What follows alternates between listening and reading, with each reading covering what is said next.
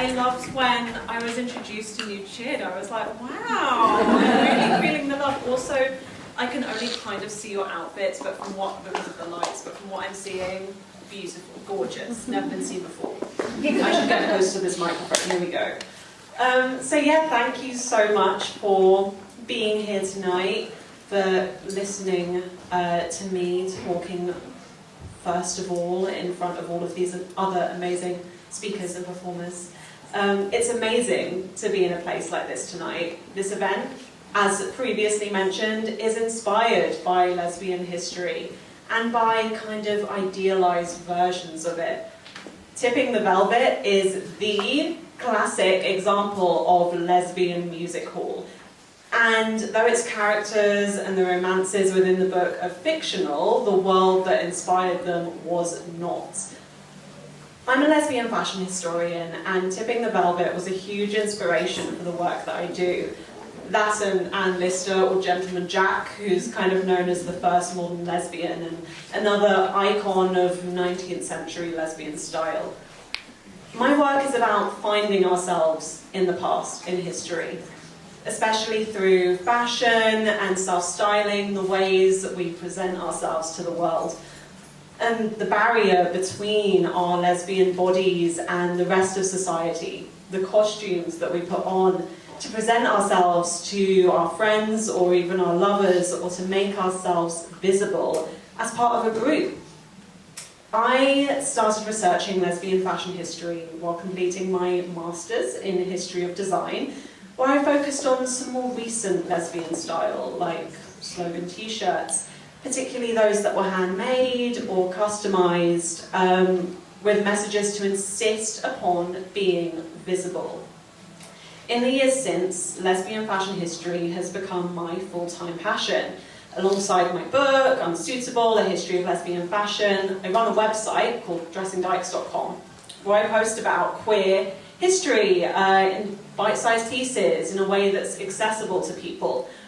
I think it's so important that history is accessible, and queer histories and lesbian histories are accessible, when so much of heteronormative culture would prefer that they stay hidden or in the closet. Over the years, everything that I've been learning, everything that I've researched, has just made me more aware of my own style choices and also those of the people around me. Why do we love carabiners rooted in the belt-side keyrings that were worn by working-class butchers in the middle of the 20th century? Whenever I talk about violets, Athene and Sappho's poetry, and a favourite among Parisian lesbians in the early 20th century. When I talk about violets, why do so many lesbians identify with them, even getting tattoos of the flower on their bodies? There are so many connections between us today and our heritage. When historical lesbians, or people who are part of a lesbian lineage, even if they didn't use the same labels that we do today, when they got dressed, they left us evidence, even without trying to. They tell us that we have always been here. So music halls, particularly performers known as male impersonators, are the perfect example of this, because they represented possibility, not just in the historical record, but to their contemporary audiences.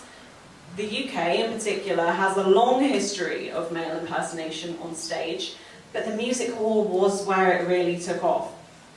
People seen socially as being women, whether they saw themselves that way or not, would dress in male clothing, sometimes as specific characters or archetypes, and they would perform, usually singing kind of bawdy songs. The phenomenon was imported over to the US in 1869, when a performer called Annie Hindle moved across the ocean. In everything that she did, Annie Hindle transgressed the boundaries of gender. She performed on stage, publicly making a name for herself. She dressed in masculine clothes, not just on stage, but off of it too. She loved women. There's even records of Annie using a male name, Charles Hindle, to legally marry up to 4 and possibly more. She got around a little bit, Annie.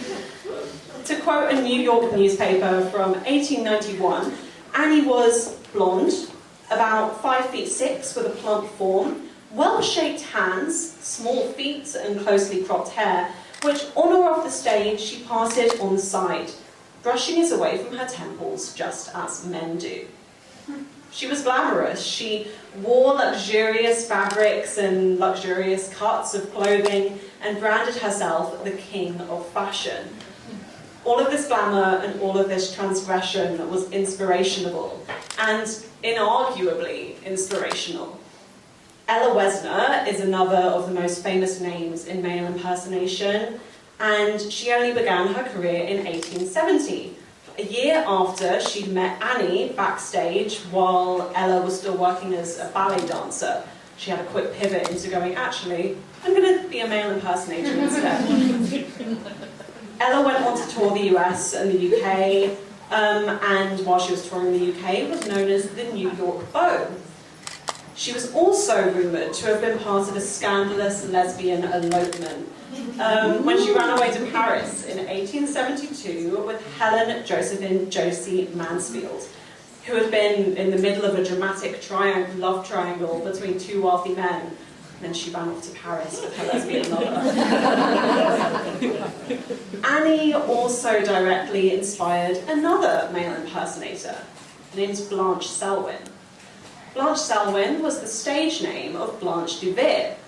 Interestingly, there are records of a marriage between a Charles Hindle and a Blanche DeVere in November 1870, which was coincidentally the same month that Annie and Blanche were working together on a US variety show. So I feel like it's a pretty safe bet to assume who Charles Hindle and Blanche DeVere in those marriage records were.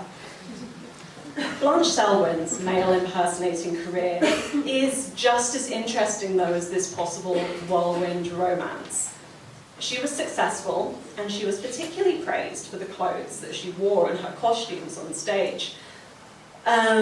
One article from the New York Clipper in 1872 said, "Her singing is good, style dashing, costuming superb, and changes fair."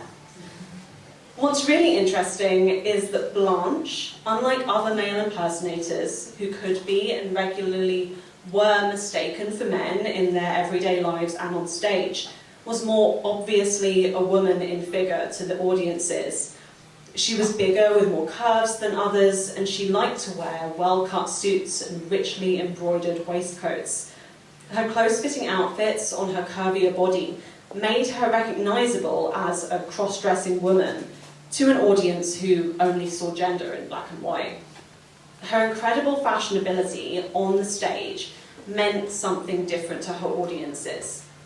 Blanche Selwyn's onstage persona was an enviable figure, a masculine figure, and a female figure all at once.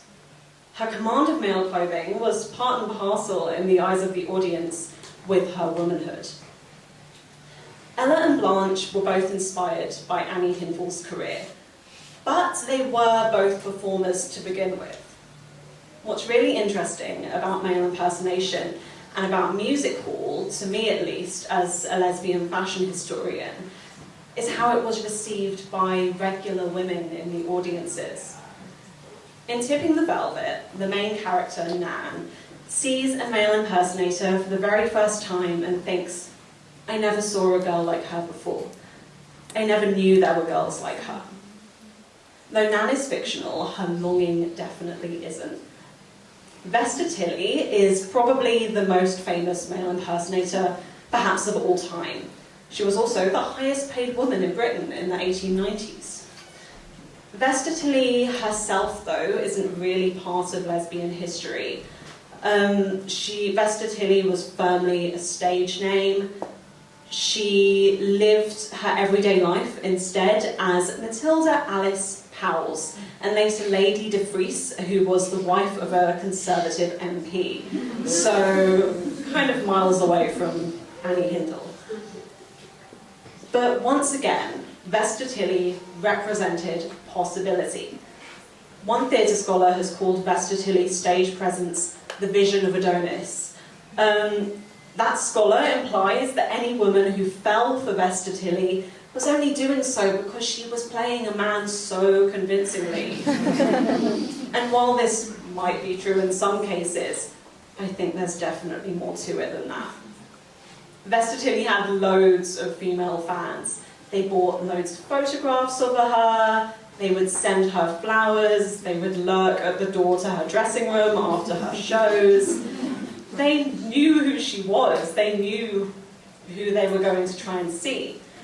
They knew that she represented lesbian possibility, that was a woman on the stage, flirting with other women dressed in masculine clothes. Like Nan in Tipping the Velvet, I know that some of those fans were enamoured by the idea of a girl like her. Male impersonation and the music hall is a feast for lesbians, sapphics, transmasculine and other queer people looking for their reflection in history.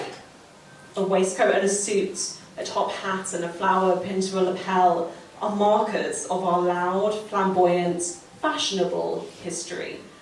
And here we are, in the present, today, honouring them and bringing them back to life in the queerest way possible. So, thank you everyone, and enjoy your evening.